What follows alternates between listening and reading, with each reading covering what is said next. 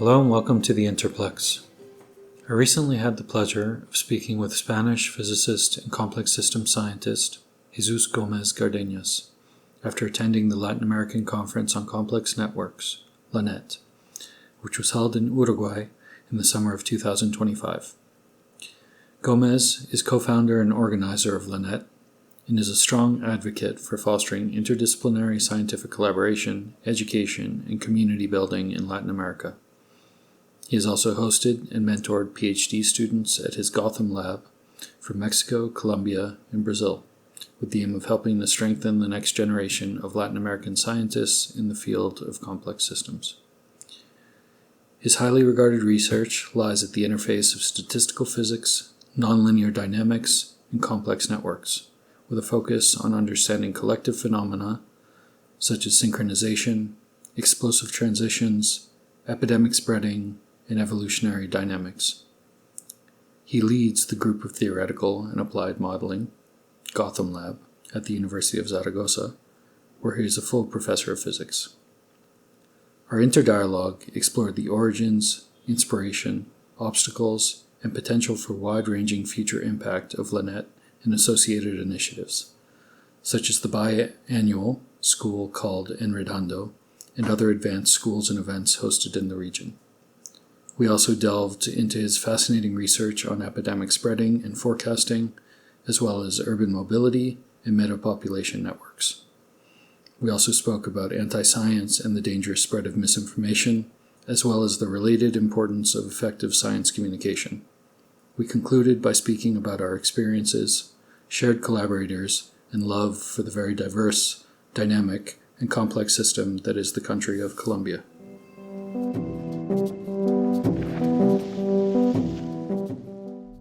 Thank you for being here with me. Thank you, Daniel, for inviting me. We have just wrapped up the LANET conference, which is the Latin American Conference on Complex Networks. How are you feeling? Well, I feel very satisfied, very happy, because it's the 4th edition, and we started this project a long time ago. Honestly, we were sure about the first edition, maybe a second one, but when it's the 4th edition and you know that you know the place of the next editions because people ask you to organize it. I think it's a very good signal that you have. The community is growing, and not only in nodes but especially in links, which is more important. Okay, and this is great. It all started long time ago because friends that met in Sao Paulo or in Mexico for making schools, but it was from time to time we met, and we thought that given the interest of especially young scientists here in Latin America, it would be great to have something which was stable and with the help of friends, especially Latin American friends, colleagues. That work in the States or work in Europe, and they are here. They have supported from the first edition until this one, so I'm very, very satisfied. It has been a great edition in Uruguay, despite of the weather. It's winter, but I think the people has been. I've been talking with many people. I wanted to talk with many people the last day and check the impression they had, and I think that they were honest and they said it was really amazing. They felt it was positive. So tell me a little bit more about the history. You say that it was your colleagues in Europe that were visiting conferences and schools here in Latin America, and they thought there was a way to bring it together into something a bit more coherent, Exactly. So, in fact, I have many experience since 2010, 2011, going to Colombia especially, and it all started with a trip. It was like, okay, we'll go deliver some lectures and that's all. But I tell you the truth, I was in love with Colombia. The people, everything, landscape, views, coffee, everything. So I think I had, so to say, to come back in 4 months. 4 months later I was again in Colombia. And then I I started to collaborate with people, especially mentoring young students. And in not so big universities, like for instance the Universidad Pedagógica in Durham, which it's a small university, public university. I think they have good quality, but young researchers interested in complex networks or complex systems lack the support, I think. So we with friends there started to collaborate, and I think we succeeded. Then I met our common friend, Rafael Hurtado. He's a great researcher and even a better person. I mean, it's amazing in all senses. And I met him in Cartagena, and I started collaborating, and then schools came. So I used to come very often, and other friends also did the same in Mexico, and we met in Brazil a lot of times as well. So I mean, our interest in bringing the community alive or constructing a community, because the building blocks were already there. I noticed in Colombia was people in Cali doing things related to network science and complexity, but they have no link with people doing this in Bogota, but especially in the big city of Bogota. There were separate groups working in network or complexity that they barely know each other, but they didn't mix. So it was strange. So the building blocks were already there, and this LANET was intended to bring the links. To bring the links and to start activating collaborations. So the links together within the countries, within the region, but also internationally to build collaborations? Exactly. And the first edition, in fact, was done in Mexico, because taking advantage of all the connections Javier Uldu had in Mexico, and Ricardo Sevilla, for instance. Were those the ones that were going to Mexico? Exactly. And it was a great success. It was organized by Antonio Bermudez in Puebla, and it was really a big success, because I have also to acknowledge that university, the Benemérita Universidad de Puebla, put a lot of money, and it was a great event. Then we came to Colombia, taking advantage of my connections there. That was Cartagena? In Cartagena, and organized by Universidad de los Andes, by the group of Felipe Montes, that among all the groups in Colombia probably were the ones that have more power or have more support from the institution to make it.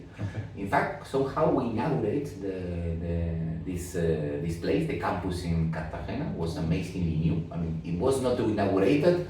It was not so, I mean, it was 1 year old at least. This is the one that's about, 30, 40 minutes outside of Cartagena? Exactly. It was the bad thing, so to say. It's the price that you have to pay, because obviously you are not in the center of Cartagena. But still, the transportation was easy by buses. So everything also was, again, a lot of support from the university, and also again the locals made a very good and at that time already people in Colombia were started to recognize each other. You were making you work. And at that time connections, students from Colombia or Mexico started to go to Europe or to go to the States to perform research because of LANET. And this was the first thing that said, okay, this is working. This is working because this was the intention. You could see the impact. Exactly. It was the feedback. And I have to say, and this is something not only in the 2 editions, but up to now, that many people in Europe and the States that like to support this initiative, not being in the steering committee, but they are as important as the steering committee. I'm referring to many people that I cannot name names, because there are a lot that we call permanent invited speakers. Why? Because we ask them to pay everything. It's not like other conferences. I mean, if you go to one conference and you are invited as a speaker, at least they pay you the accommodation. Okay. Here we say, look, the fees should be very low in order to people, especially students from LATAM, to come. So we ask you, I mean, we don't have funding. We can have some support. This year we have from Sycomoro, which is a society in Spain for complex networks. Johan had mentioned it's a foundation. A foundation, and they support, and we really thank them. But we don't have a big support. I mean, we have thousands of euros from the institutions typically. Right. So, I mean, especially in the last year. So I really have to thank these people that say, okay, they have a cachet, right? And they say they forget about the cachet, come here, and you have seen, they are not the ones that give the talk and say goodbye. They stay, they discuss, and I don't want to give names, but let me say Marta. Marta is very, comes here, discuss.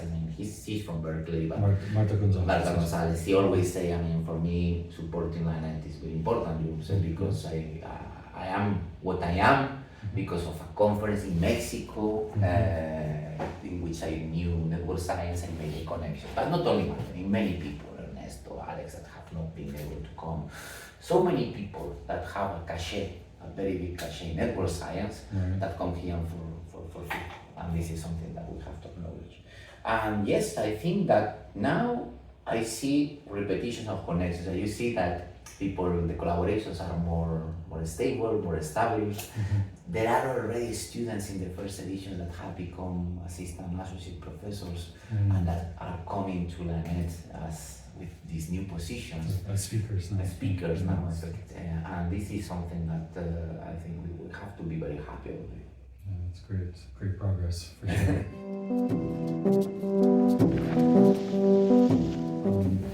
Something that brought me here a real interest is just the role that complexity or complex networks have in interdisciplinary collaborations. I would say the majority of the people I've been meeting here to this point have been physicists. Would you say that there has been movements towards bringing in people from other disciplines to this conference, or is there a motivation to sort of broaden the scope a little bit of the conference over time? It is true. This is something that we want to do. We want to do not only a national, opening to more nationalities in LATAM. That's why we are visiting different countries. That maybe we didn't know that there were people working in networks, but also disciplines. It's very important. Network science as a field did it. Network science, I think, is a field that covers many fields, and maybe it's not physics. It's true that, as you said, physicists cover many instances in the field, but this is because it started because of power law. And as you know, because you are a physicist, that power law opened the eyes of the statistical physicists. Absolutely. And the possibility of having universal effects or universal classification. This is something that first grabs the attention of physicists. But network science nowadays is an interdisciplinary field. Many people from social science, now that is computational social science, has been so important. Ecology, biology as a whole, network medicine, econophysics for sure. Networks now, I think, that are in all the places, and it's true that, for instance, in this last conference, I think we have opened a lot to mathematicians. Not so applied by field, but we have had the pleasure to have people that never have been in LANET. They didn't know LANET from the field of mathematics, and I think that this has been a very, very nice situation. In other conferences, we have had, I remember in Lima, Orlando, people from arts and literature and poetry. This was very nice. This was attracted by Rafael, I guess, because doesn't surprise me. No, Rafael is the interdisciplinary man, and yes, we try that they are stable. Not being just occasional. And I in fact, today I asked these people from mathematics, please, you have liked them. Go to the next LANET or next Orlando, because we need people from not only for physics, but from mathematics, from social science, from ecology, we are on our track.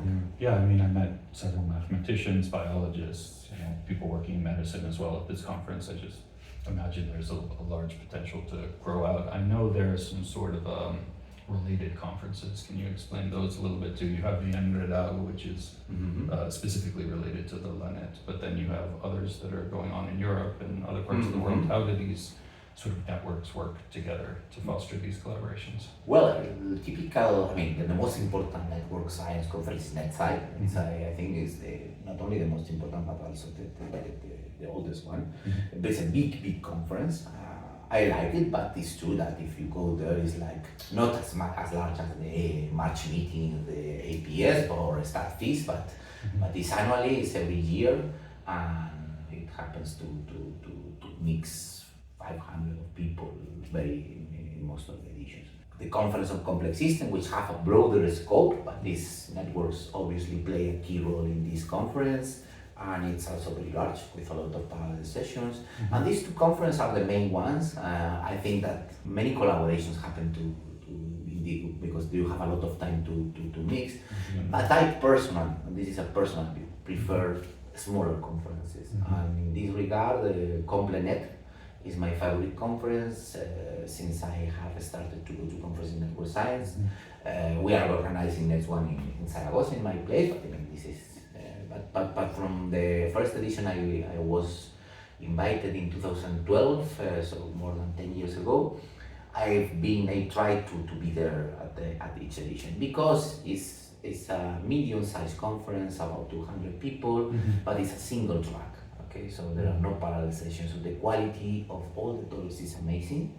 In fact, I was 2 hours ago, I was revising the program of editions that were in the past, and the contributed talks were done by people that they are senior and very good known big names. So and a very hot topics at that time. It was okay. This is a conference which is one. It's unique. There are no other conference. So and again, in my view, my personal view, most of the collaborations that I have developed after conference come from this conference, CompleNet. And we wanted to do something similar in LANET, okay? But always, you have to always keep balance, okay? I want people to present their talks, but I don't want a lot of people presenting all the talks, all the work. So I think LANET has balanced to have the same philosophy, the same spirit as CompleNet, but allowing people to spread the voice in few parallel sessions too. Is something about that model building, let's say, local capacity, sort of not just fostering the collaboration, but also sort of leveling off a certain quality around the research by so you have to balance these two things. Yeah, and that must be a bit difficult. And you have to adapt to the region you are. You are in Latin America, and you know that in Latin America, the work, the rhythm of work, the kind of presentations that you have are different from Europe, or different from the States, or different from Asia. So you have to adapt, and I think this, as anything which is self-organized, because we didn't impose nothing. When people ask things, or we ask a lot of people, what you want to change, or what you want to do in the next LANET. And LANET now resembles what people demanded. Okay, so at the end, it's a self-organizing process. Which is exciting to be tracking over time. Exactly. Too. I haven't participated in Redando or in what is the purpose of that? As Rafael explained it to me, it's a bit more geared towards a course. Exactly. So can you explain that? Is that also part of bringing more people in, or educating them in some way about the importance? What is that exactly? At the beginning, we made the LANET, and we continue to do this every 2 years. Every 2 years, because we thought that 2 years was enough for people to have new works, and it was a typical time span between works to be presented by the same people but different works. Okay, but we realized that people found the school that we make at the beginning of LANET. Starts with a brief school. Brief means that first it lasts one day. Now it lasts half a day, and now it lasts half a day because we haven't read it. So the 1 day school, which in LANET was just was done because many younger students lack the knowledge of some concepts. So we wanted to say, okay, from the most basic to the not most advanced, but advanced topics, at least that they already listen to someone in a more relaxed manner, also in Spanish or Portuguese, because the school was done in the local language, talk about this. Okay, But then we realized that we could use the year between LANETs to make a school, and especially a school which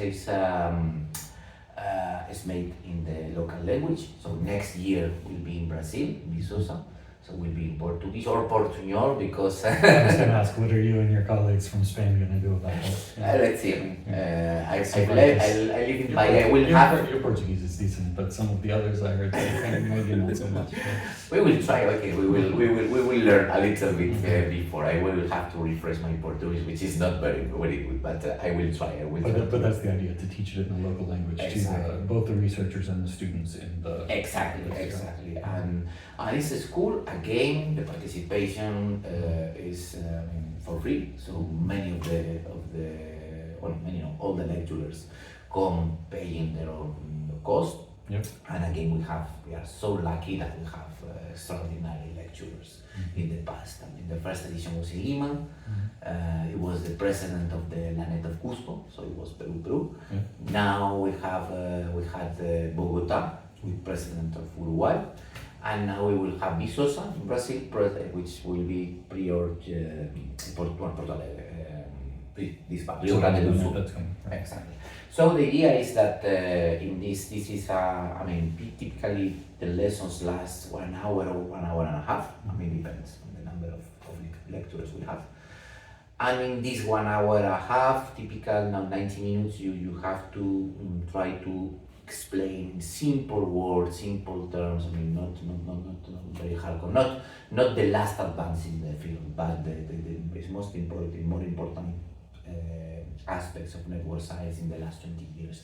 So from network structure, how do you construct, how do you measure the metrics, why metrics are important, why should we care about power? I mean, these things that typically you don't find in a conference, okay? And that people, or a classroom. In a classroom, exactly.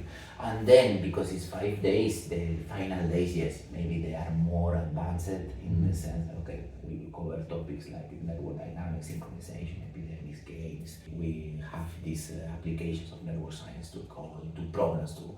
We have case studies, so we want, okay, now you can talk about your paper if you explain the history. Not just the results. No. Why did you have this question? Why? What were the problems? I mean, tell me the paper, but that I can see what was the procedure from the initial calculations or initial measurements to the final writing. What difficulties you find? I mean, these kind of things I think that are important. That the students know how research, not only networks, how research is done. Okay. Also, yeah. Yeah, so if I understand correctly, so you have that InterDialogue, and then that helps to prepare people to then participate in the conference, the LANET that they founded. And then the hope is that some of them then move on to actually doing the research at a higher level and participate internationally. Like, I guess the stories that you've told, what Marta has gone through and others, like that's the hope, is to foster more. The hope is that we will foster this, yes, yeah. Exactly. That's great. So, yeah, maybe we can talk a little bit, well, actually, I'll push a little bit more on courses because I'm very interested in that. Are there any ideas? It's great to have things in person, what you're doing, but it's quite innovative as well. Do you ever have the ambition of expanding the reach a bit to show the importance of this to people that maybe aren't able to visit these things in person, to do hybrid style courses, something that's maybe throughout the year or during a semester? I talked to Raphael about this a lot through his course on sociophysics, like how can this be broadened or made maybe multilingual or something like that? Are there any thoughts on having this model become perhaps more expanded? Well, it's an idea, and in fact we had to do it in the first Enredando in Lima. It was totally hybrid. I mean, in fact it was strange. There was a lot of students connected. Very few students attended in person because at that time we were post-COVID, but still COVID was there, so still COVID. People started to stay at home, and all of the professors, all the lecturers were in the place on the site. So it was strange, but for the organization was very good because it was more than 100 of people attending virtually. So we did, and then I don't know. Did it work though? I know that sometimes it's quite difficult. Exactly, we didn't have the feedback, and one person, which is it's an important person in the field, told me, okay, this has been the best school in network science I ever been. And it's a high level person that was in the school. And I agree with him. I mean, it was amazing, the School of Lima, but we didn't have the feedback. Imagine with the students, okay?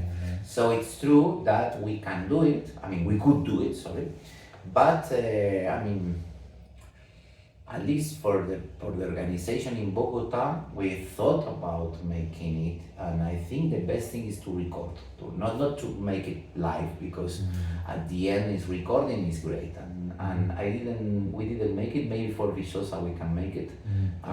Recording things, if people agree, obviously, I think would be great. Not only for those people that cannot attend, but also for those people that attended, because I mean, maybe this is a way in which you, just listen, don't worry, don't have to take notes, I mean, because the video will be available for you later.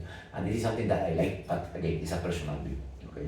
People, I mean, there are people that say that, no, I mean, on class, and then to have that be accessible throughout the Exactly. afterwards, maybe as a complement to other courses, something like that. Right? Exactly. That could be really So this good. is something, this is an idea that we have been discussing, and maybe, yes, I mean, we will incorporate this. Yeah, I don't ask it with any answer in mind. I just get very curious about what kinds of communication or education are out there to broaden people's approach, especially ones that aren't in a rigorous field like physics, like to at least be able to incorporate tools into their studies or professions. So, yeah, a lot of possibilities. Exactly. Nowadays we have a lot of possibilities. Great. So yeah, we can move on a bit to research, some of the actual research that you do. I mean, what I'm most aware of is your work on epidemics. Maybe you can describe the research a little bit. What is an epidemic threshold, for example? What, how does this apply not just to disease transmission, but to other forms of epidemics? So, well, it's epidemics. Why do we study epidemics? Not me, I mean, physicists. And I think in network science, if everything started, as I said, with a power, right?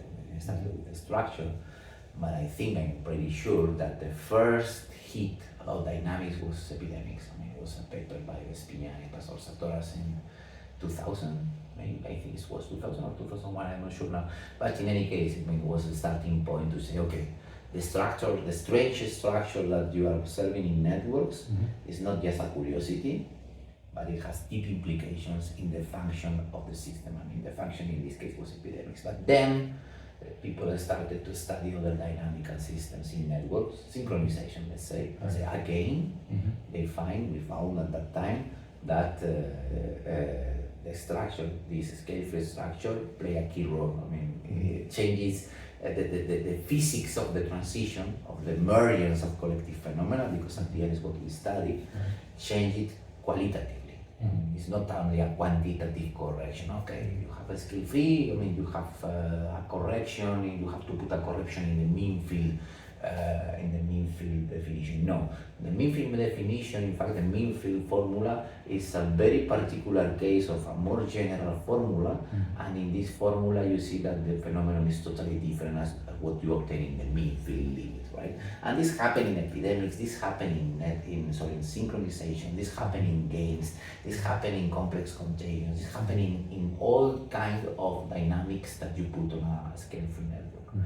Obviously, what happened to the field, I'm not answering your question, sorry, I will. This can go in whatever direction it flows into or emerges into, so let's and this is again my view. What happened is that I think that everyone become more and more professional, in the sense that, okay, at the beginning networks was a collection of nodes with links and a given degree distribution. Then some properties like correlations, of course, clustering, small world phenomena, all of these characteristics also very important, and people look to what happened in a scale-free network with these other characteristics as well, and find that yes, I mean, for instance, clustering play a key role in many dynamical systems, etc.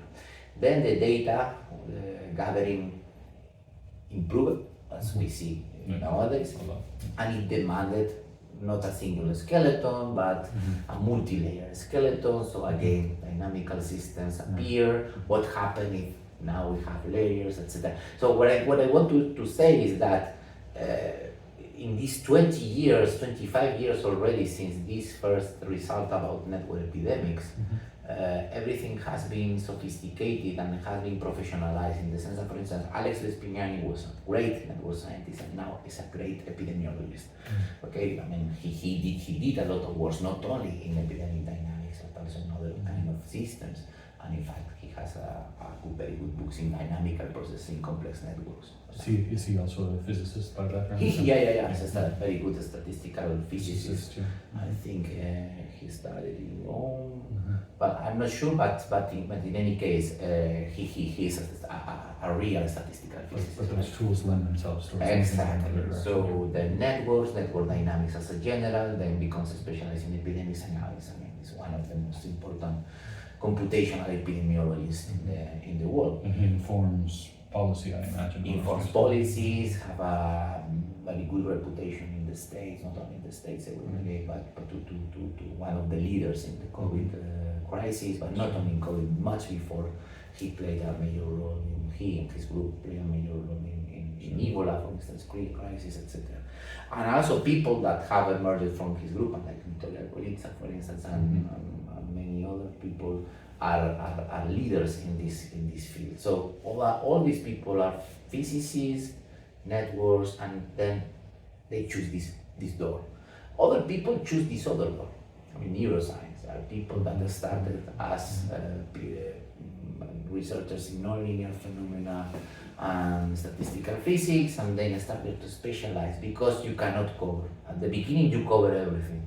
But then you have to choose, because the possibilities and the data and the models were so large that you have to choose. So I guess that this is what has happened in the last 25 years with networks. And in my case, then going to my what about you? What's your story? In this picture, I can say, I'm not the only case, and there are many others. I still resist and want to do different things.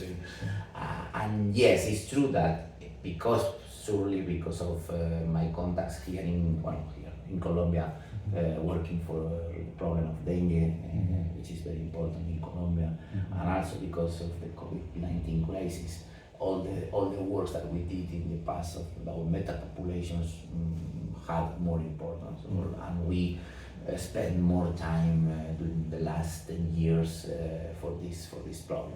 Can you explain that just yeah. quickly? Metapopulation. Metapopulation. Metapopulation networks, I guess, how do you, why do you focus on that, and what are they?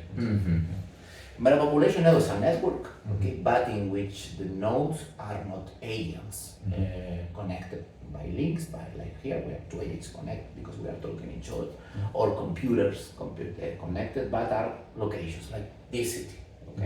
This is one node, and inside the node, obviously, as we see here, there happen a lot of things. But it's a node in a network because there is another city there in which other things happen, and people, the aliens that live in each node, can travel between the nodes. So there are at least two dynamical processes happening. The internal ones at the level of the node, at the level of the patch, and the ones that are between the patch, that typically are the diffusion. So then, what we study are metapopulations in which nodes, for instance, are cities, and then the system is a country, so you have a collection of cities that are connected between the flows of people between the cities, or the system is a city, and then the nodes are the neighborhoods in which a city is divided, so the patch, the nodes of the network are these districts, or comunas in Colombia. Or we have a population which is the whole world, and we have countries as the nodes of the... Or regions as well. Or regions, exactly. So depending on the level of description that you are interested. And of course, if you are interested in all the levels, you have metapopulations in which you have in one node different subnodes, and in this subnode each different subnode. So you can do it, okay? Sure. What's important from the physical point, what's nice from the physical point of view, from the purely theoretical point of view, the interplay between these two time scales associated to each dynamical process. So, and I think this is very, very important. What's nice also from the network science point of view, that you have a network, and the architecture of these flows can induce collective properties in some way or other. Okay? So in principle, my interest in general is to take a network like this, put the agents interacting inside the node and also traveling in the network, and see what happens if I change how people interact in the node and how people diffuse across the links of the network. This is the general question. That's what guides your research and Exactly. Yeah. In the case you are interested in epidemics, then of course the interaction inside the node is given by the typical compartmental models. People will interact. If they are healthy, it's okay. If they are one healthy and one infectious, infections can happen, and the status of people change because this interaction in the nodes, and also exportation of cases can happen because of the diffusion. So in a batch there is a local outbreak, and we can calculate what's the probability that this local outbreak happening in Punta del Este goes to Maldonado, for instance, which is there, and this is something which is very important when you have when you are studying the first stage of an epidemic. Okay? What's the probability that a local outbreak in Wuhan happens to spread all over the world? Okay. How did you move from?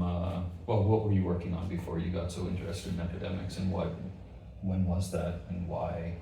Why have you maintained an interest in epidemics? Yeah, and it happened in Colombia as well. So many things. So many things happened.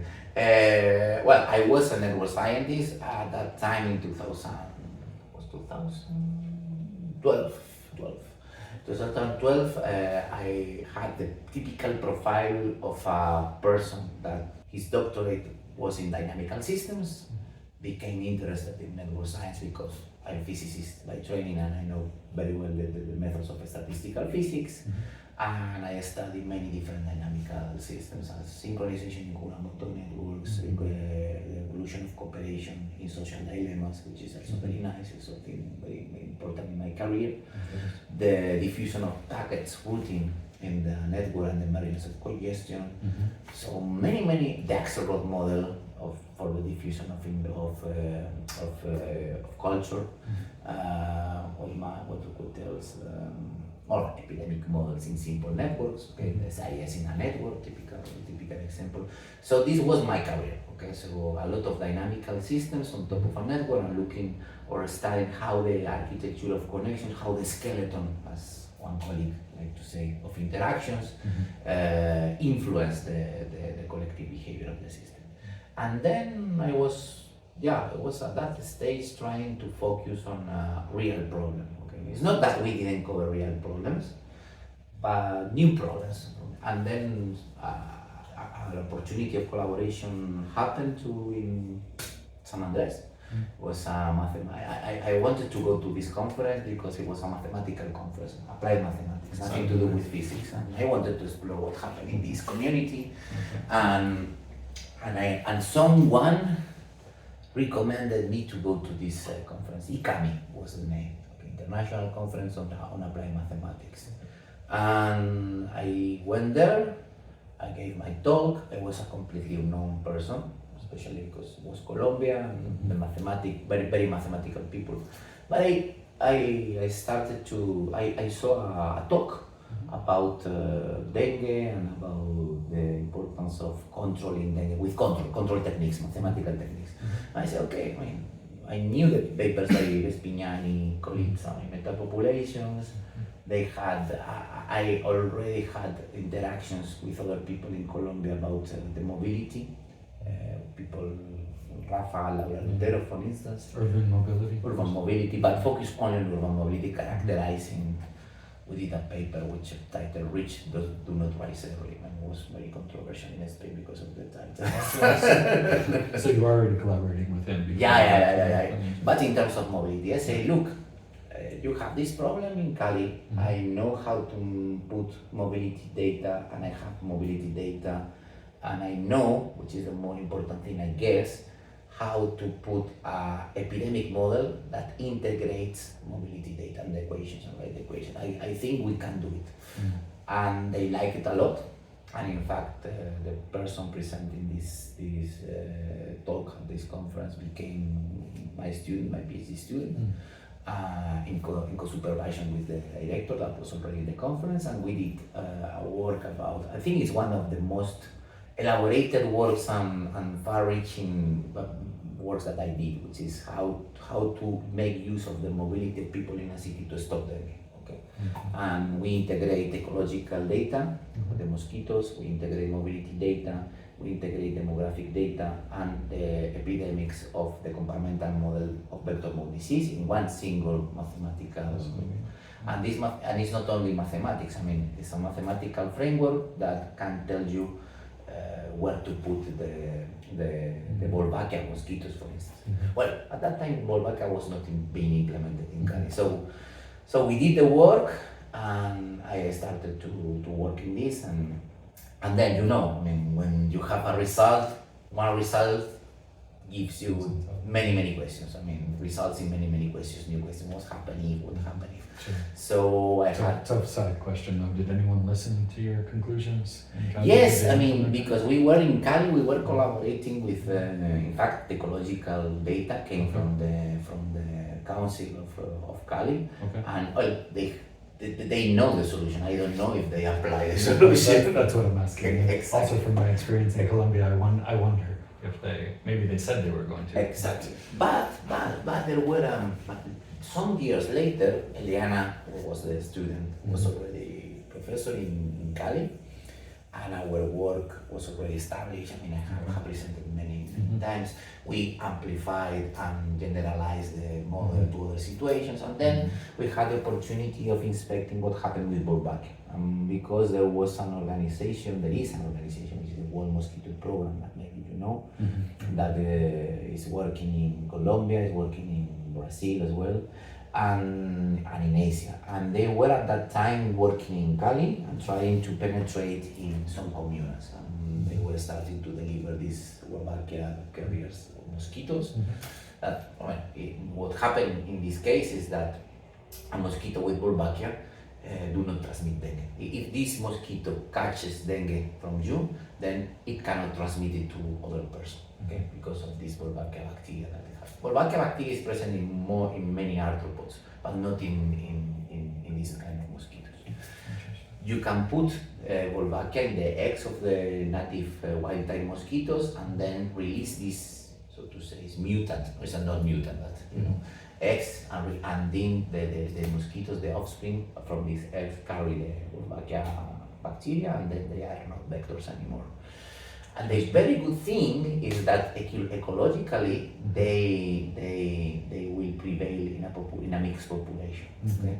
Because when two wild type mosquitoes mix, the offspring obviously is wild type. But when a male and a female mosquito carrying Wolbachia mix, the offspring have Wolbachia. And the nicest thing is that when a female with Wolbachia mixes with a male without Wolbachia, the offspring have Wolbachia. And when the female without Wolbachia mixes with a male with Wolbachia, there is no offspring. So, I mean, that's strange. The ecological equilibrium is clearly that the Wolbachia carrying mosquitoes will prevail. Well, this is the theory, this is what happened in the lab, but obviously outside this is not as perfect. But there are good news. So the question was, can we apply this method to identify where to release mosquitoes? And we had a conversation with these people in Cali, and they started to listen. I mean, and this, I think that it was something important. It's a step. Exactly. Unfortunately, they stopped operations in Cali later because I think the Council of Cali didn't support them. But I learned a lot because we asked, why did you start from these communas? Because in our scheme were communas that were not important at all. I mean, there was many other communas that were more important to establish mosquito in order to obtain a larger result, a better stop of the mitigation, right? And say, okay, you have to go there, you have to convince people, you have to ask local leaders, I mean, of these comunas to let us enter into the house of people and release this, which means that in the next weeks you will be beaten like hell.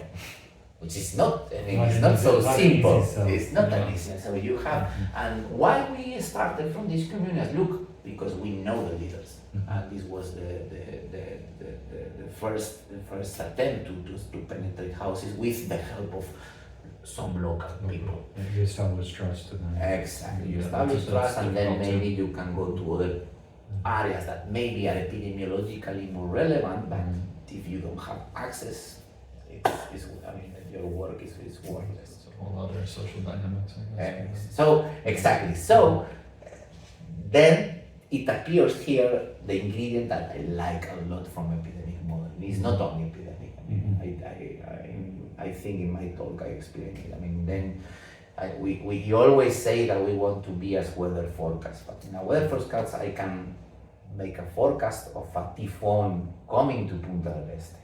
And we start evacuating people, we start to putting measures into work, and the typhoon, the trajectory won't change. The typhoon will come and that's all. But in an epidemic, the forecast alters the trajectory, okay? Because we are part of the epidemic. Behavior changes. Exactly. And well, I think that after COVID-19, we know perfectly how important is all this behavior of social behavior in shaping the trajectory of an epidemic. Beliefs, misinformation, risk perception, herding behavior, a lot of social science ingredients that have to be incorporated into this model. Not only mobility, demography, contagions, blah blah blah, and viral information mutation like the talk of David today, which is the other scale you have to take into account, the intra-host dynamics, but also the societal level. So it's really a complex system. It's a single problem, but involves many scales, many systems, many interactions between different systems, and that's why I like it a lot. And what would you say, since you did compare it to the weather forecasting, what would you say is the current state of epidemic forecasting, and where is the potential for bringing it? And speaking of behavior change, as much as we might know that that's the facts, it's a whole other story to actually get people to believe it or to do anything. So. I think that the models, not my modeling, because our models are models that try to understand. I mean, are aimed to understand things. So not have the aim of being a predictive thing. Okay, I mean, there are much better models for prediction, and I think they are very good models, very good models. And there are a problem in the input and a problem in the output. The problem in the input is data. We have not access to information as in the weather, pressure, humidity, winds. I mean, we know data is scarce. Even in the most developed countries like the States, data in CDC is scarce in a pandemic, for instance, the pandemic scenario, has a delay, but still models cope with this and know how to leverage all the statistical analysis they have inside. And then the other problem, which is more important, is the output. How do you communicate the output? How can we understand what our prediction will create in the community? Because social models at the end are really, I mean, are not so well developed as weather models or even epidemic models. And then you're up against all these other misinformation. Exactly. Misinformation, how people change vaccination. The problem of vaccination have been studied for many decades, not only now. I mean, in fact, it has been treated under the lens of game theory. So you have the vaccination dilemma, which is pretty similar to the prisoner's dilemma. If you are a defector, you realize that it's better not to vaccinate because you rely in the herding immunity that we cooperators made indirectly into you because we pay the cost and you free ride on our effort. So, and this is something that has been studied, but still, I mean, it's not a perfect science, social science. I mean,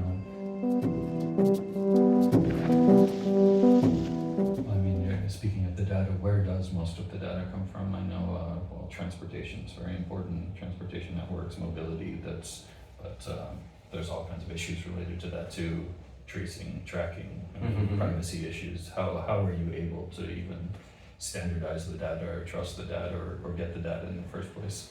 I mean, we have to trust. We have to trust the data that we have. I mean, because we have.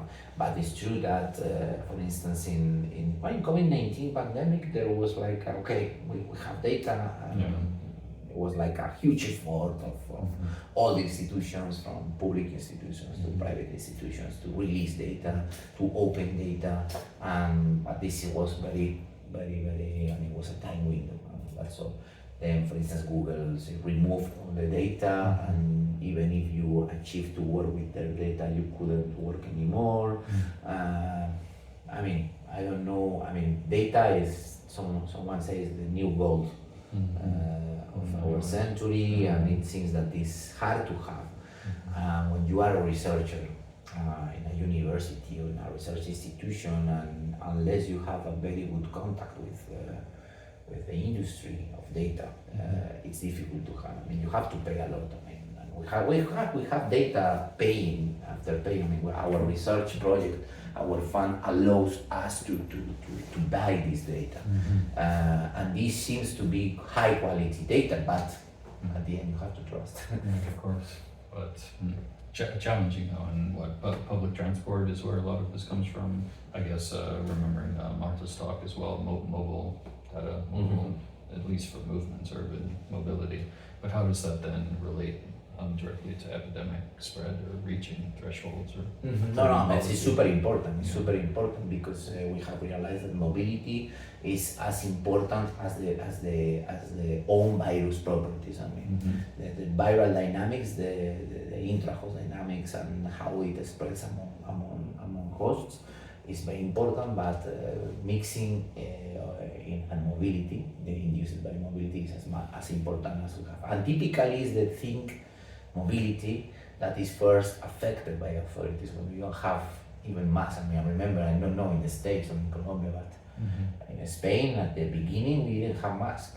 And in fact the authorities said that masks were not useful. I mean, that you didn't need. I mean, it was a message to count clearly to count people, and then when masks were available, then masks obviously were so important that I mean, you have to wear mask.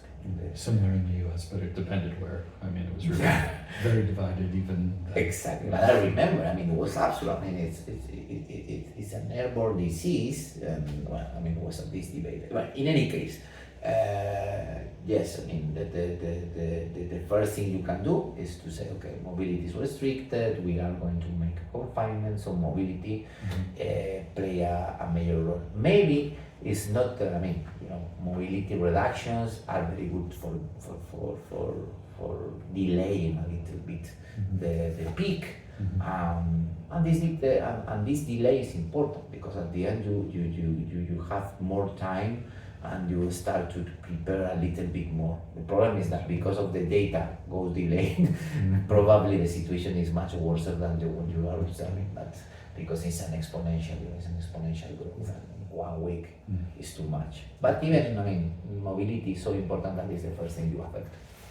Do you have any, let's say, fears? How can I ask this? That the current climate that's so polarized and anti-scientific, so much misinformation, that another pandemic, whatever, could be an even worse scenario than the People last say one? we learn, but I'm not sure that we learn a lot. What I'm sure is that we were very tired as society. Well, we were lucky enough, well, I would say lucky, yeah, but we were lucky to work with government in Bogota, for instance, and also in Spain. We tried our best to have our predictions ready, to have our scenarios ready, and answering all the questions that we had from these public channels. But you feel the pressure, but it's okay. But what was even more difficult for a scientist was to confront people in the social networks, because at the end, when you were asked and you appear in TV, you appear in the papers, and what you do is just to say science is probabilities and that's all, and then people do not understand, many people, and then start to claim that this was bullshit, and these researchers wanted us to be at home forever, and it was a conspiracy. No? Exactly, and you feel this, and you are not prepared as a researcher. I'm not a politician. I'm not prepared to this exposure, to this social exposure. Imagine young people in the lab, which are students, PhD students, who are even less prepared. And it's discouraging for them too.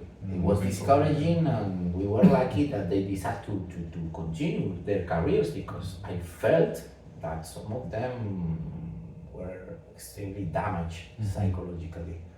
And for sure, we will, in the next pandemic, we will try not to be as exposed as much in the media. Lessons from both sides also. But we have to learn. This is something that scientists in general should learn, how to communicate, not in a conference, that will know perfectly how to communicate in a conference or in an interview with a professional, but also in the media, in the general media. It's something that you have to choose the words, you have to be careful, and this is something that maybe we don't have the training. Sure. It's related, in your field, do you feel there's a certain threshold with the data that you reach where you feel confident to go, let's say, public or to policymakers? Or do you feel like you have to be more cautious?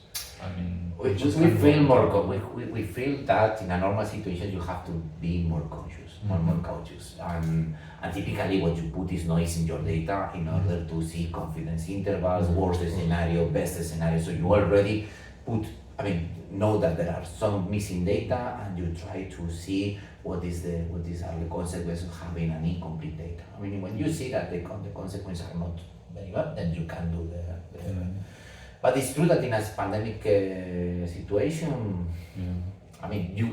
what you have to do is, okay, this is my data, and it's completely incorrect for sure, but with this, what we have is this. What I know is that with unless is what we were told, the agencies that we work with, they make a meta model and try to check which model was the best one. At the beginning of the pandemic, they say our model was the best one among the ones that they consulted, of course. But as the word said, and all the models are wrong, and some of them are with questions, but they give good answers. But the good answer is because the question is the precise question at this given time. Then if you change the question, probably then you have to also change the model.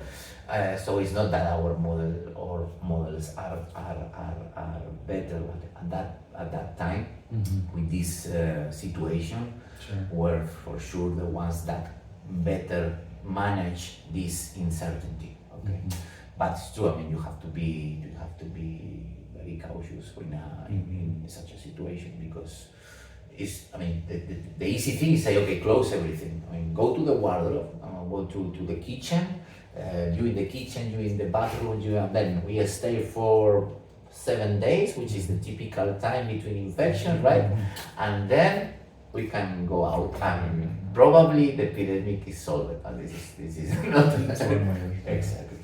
It's hard to know exactly how to ask it, but it doesn't follow a pattern of the scientific process in a certain way, because you have to incorporate these social dynamics and you have to take action, and you're trying to do this forecasting. So where's the balance, and the scientists get nervous because they don't want to put out. It happened, in archive, the papers appeared in archive, on the archive, on the archive at that time, where, okay, they have to put, because journalists came to these repositories. No, there is a new study. Okay, this is, they have to put a clearly. Okay, this is a preprint. It's not a published paper. So it was crazy, and it was crazy. Yeah, and the media does not have that filter a lot of the time. So it's a whole. We have to learn to communicate, but I think media, journalists should also have a short course on how science works and what are reliable sources of information and what are not so reliable because they are still pending. I mean, the reliability is still pending to be sure. But they have their own incentives and ignorance and everything too. It's just a really, it's a very tough space, the information space. But part of what I'm working on now too is to try to bridge those gaps between the scientists and the communication with the public over complex topics and actionable topics. So, yeah, it's great. Nice. Your work is really, It's really tough. Yours is very challenging. Mine also has its challenges. But, yeah, nice. Well, let's, I don't know, maybe a little bit lighter topic, just Colombia. You love Colombia. I wonder, what can I say, let's bridge this a little bit. For me personally, I mean, Colombia, beautiful place, but incredibly, I won't say complex, I'll say complicated, a very complicated place. But I wonder if it's, if that's part of what attracts you to it, you know, with the mindset that you have. It's so diverse, you know, different geographies, different cultures, different everything. I mean, is that what you experienced there? You see this sort of dynamism and there's something going on there? Or? Colombia is complex by itself. I mean, it's a complex world. Colombia is complex because you have this, as you said, diversity. I mean, Medellin has nothing to do with Cali. Cali has nothing to do with Bogota, Costa Caribe, Costa Pacifico. So many different realities, many different dynamics. Ecosystems. Ecosystems. It's the most biodiverse country by exactly, area. with the water, the most water. It's a paradise. Yeah. Well, Colombia said that yes, God made Colombia so beautiful that in order to balance with the rest of the world, He put Colombians there. I'm well aware of the expression. I mean, that's not true. I mean, Colombians are very nice people. In general, I have very good friends. I mean, Rafael is one of them. It's amazing. From the scientific point of view, but I mean, not so involved like you, but I like the data. The data about, I mean, you have data about cities in Europe, I mean, bowling, totally cool. You have data about cities in Colombia, and it's amazing because a lot of changes from one year to another. The population has grown, the mobility problem has changed from one point to the other. I mean, it's amazing. Also, socially, politically, I mean, it's a non-equilibrium country.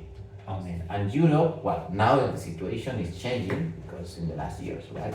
But typically Europe and the States are equilibrium countries. I mean, nothing happens, everything is homeostatic. If there is a little change, the change relaxes a lot instantaneously. But in Colombia, this not happen. I mean, you have many metastable states, and you can visit all these states in a decade. It's true. And this is something that I realized from data. I mean, obviously you realize visiting it, but you see this reality in data. So, and this was something very amazing to have.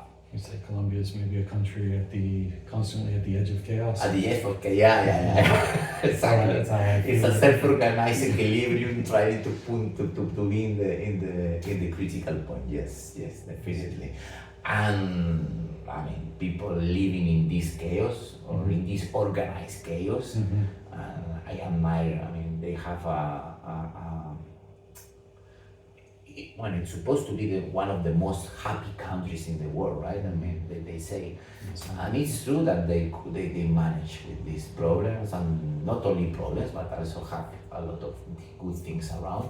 But this changing world, I mean, what challenged my mind at that time, it was people that have lived in Europe, and I met in Europe, visiting them in Colombia, and how they, not to say in English, I mean, how they manage to live in this mesh. I mean, they adapt themselves. I mean, very adaptive. Okay, but I will go, well, let's go to a trip of 3-4 days by car.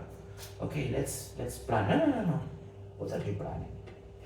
No, I mean, let's book a hotel. No, come on, a hotel. And then you change the trip in the middle of the trip. No, instead of going there, we are going to the other way because this way I will see my aunt, which lives in there, and it's great. And you learn. I mean, you European, even if I'm not from Spain, but I feel European. I feel German in Colombia. Compared to exactly at that time. And I learned to not to behave as them, but to appreciate that this is great, because at the end life is you don't know how much are you going to live. So it's good to have some order, but some anarchy is also nice. The balance. Very interesting response. I like it. So what's next for you? I mean, conferences, of course, but what else would you like to share? What's coming next? It's a good question. Well, now we are involved in several initiatives.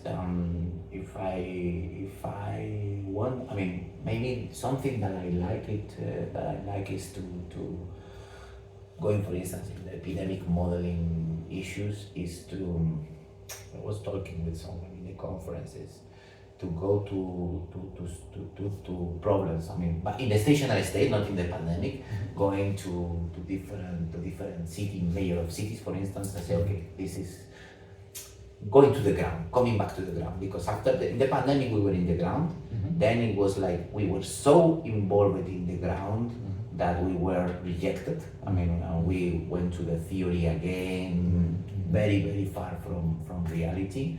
And I want to recover the contact with reality, because it was the consequence of being so exposed that we were talking before, right? And what I presented here in LANET, for instance, was I think it's a work about how to put sentinel networks in an efficient way in very large cities. And I'm convinced that apart from the beauty that I find in the mathematics, what we find is that, okay, together maybe with people working in mobility, like for instance Marta, we can go to cities like Buenos Aires, Sao Paulo, and say, hey, I don't want money, but we can do this in order to have a sentinel network with few resources, and you can have a clear image, a clear reference of how is the epidemic state in the terms of flu. I mean, not to go into COVID-19. And that could be preventative in some way. Exactly, prevention. But what I mean is that this is the particular thing I want to use, but I want to come back to the real problems and also in the social realm. I don't know what. I think that we have to come back to real problems in the ground, because we have spent 5 years after 2020 going a little bit outside the real problem. This is, I mean, not a project, but a mentality. I want to recover this. I was very happy to help before the COVID-19. We were very happy to help during COVID-19, but because of that experiences that were not so nice, we just become a little bit far away from these problems. So you want to get back to some of your passions. Exactly. Sounds great. Best of luck with that. But CompleNet as well. Exactly, CompleNet is also a big issue. And personally, another thing which has nothing to do with research itself, but is that I want to restore, I mean, from the administrative point of view, many things that I have taken advantage of in my career, and now they are knocking to the door. Okay, Jesus, you have to. Do you want to be administrator of this or that?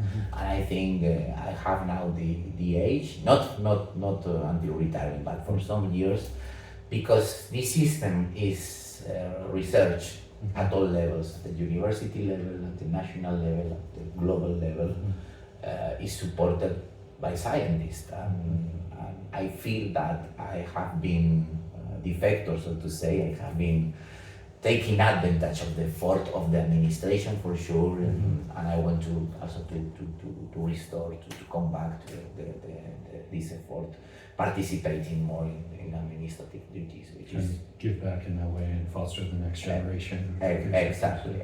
And CompleNet is one of the initiatives that I wanted to do. I mean, CompleNet, as I told you, is my favorite conference. I enjoy it a lot. And yes, it's just like, okay, then I have to organize one.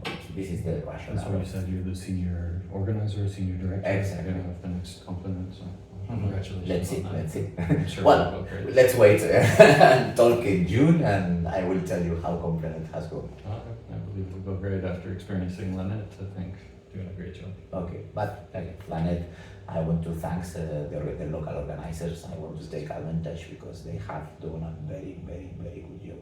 It has been difficult during these months because, you know, in LANET, there are many people that want to come and then cannot because Latin America traveling is not as easy as we are using Europe or the States. So they have a lot of changes in the last minute, and they have managed to. I mean, you didn't realize as much, but they have been a lot of changes, and they. A part of all the organization, the food, the place, everything, they have been a lot. They have had a lot of work during the conference, and I think this is something that has been stressful for them. So, and everything has been amazing. So yeah, they did a great job. So it's all the teamwork. Exactly. Just want to thank you, Jesus. Thank you. It's really been great being here with you, not just right now, but during this experience at LANET, meeting your colleagues in Spain. It's been. I can say the same. It's been a pleasure. It's nice. I mean, I thank Rafael for bringing you here to LANET. I hope you come to every LANET that you want. You are welcome. Okay. Thank you so much. All right. Thank you for joining us for this InterDialogue. You can subscribe to be notified of future episodes and by following us on our social media channels at the InterPlex. Visit our website, theinterplex.org, for more interdisciplinary and intercultural content and to join our growing collaborative community.